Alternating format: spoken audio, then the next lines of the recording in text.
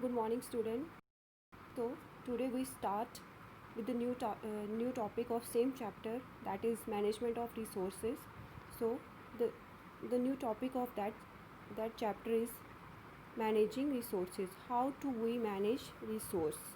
So it is important to note that none of the resources are unlimited. All resources are finite.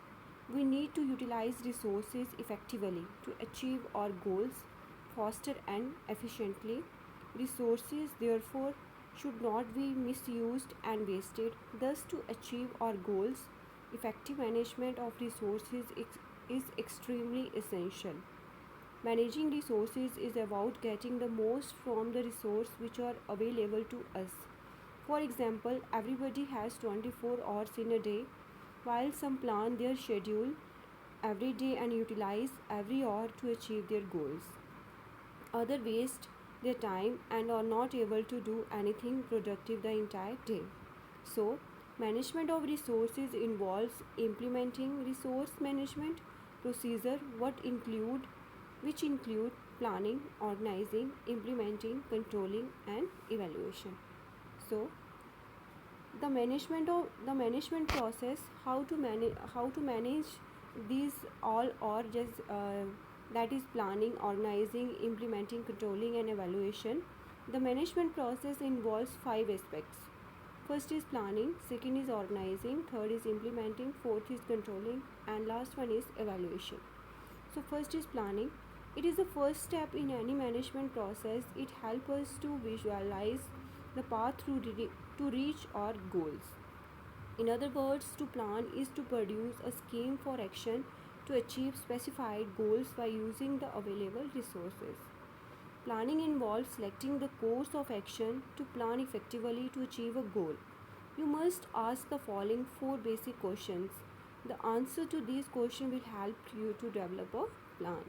So, first is, what is our present situation? This involves assessing the present situation, analyzing what one has at present and what one would like to have in future.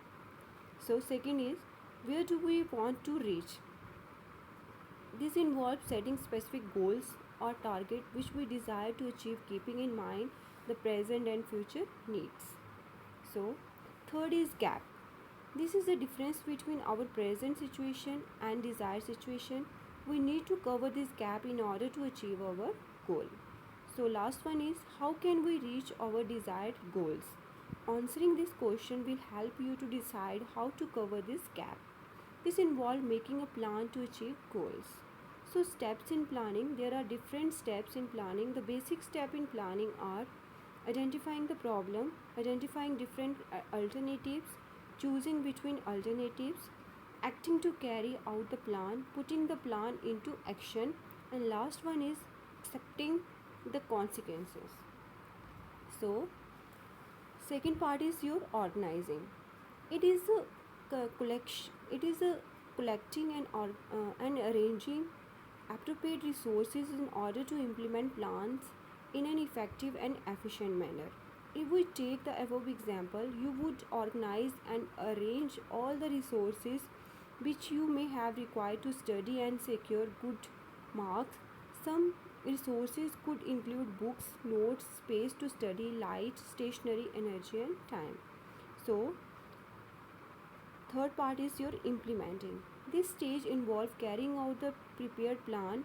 In the above example, you would put the plan into action by starting into study from the available resources, that is books, stationery, notes, etc.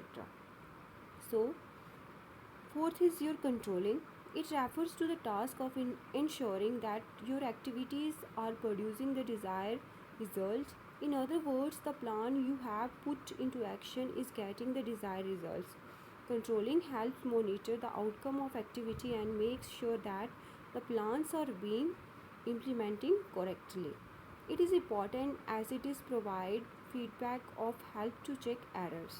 Feedback helps you to revise your plan of action so you can achieve your goal. Therefore, while you are putting your study plan into action, yet you are unable to complete your allotted chapter because you watch television, this gives you the feedback, the chat with friends during the study feedback that you need to minimize your distraction.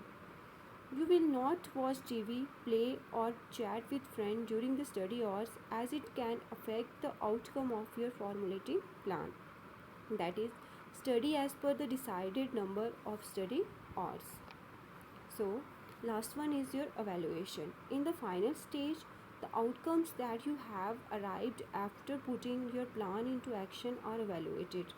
The end result of task is compared with the desired result. All the limitation and the strengths of task are noted so that they can be used in future to achieve one's goal effectively. With reference to example of studying evaluation is what you do when you get back the checked answer sheet of the examination. You evaluate your marked answer sheet as per the preparation you had done for the examination and the results you had wanted to achieve. If the scores for any subject fall short of your expectations, you try to identify the reason for the same. At the same time, you also try to find out your strengths, which help you to secure good marks in other subjects. Then you use these strengths to overcome your limitation to secure better marks in your next examination. So, your fourth chapter is completed now. If you have any query, do ask please. Thank you so much.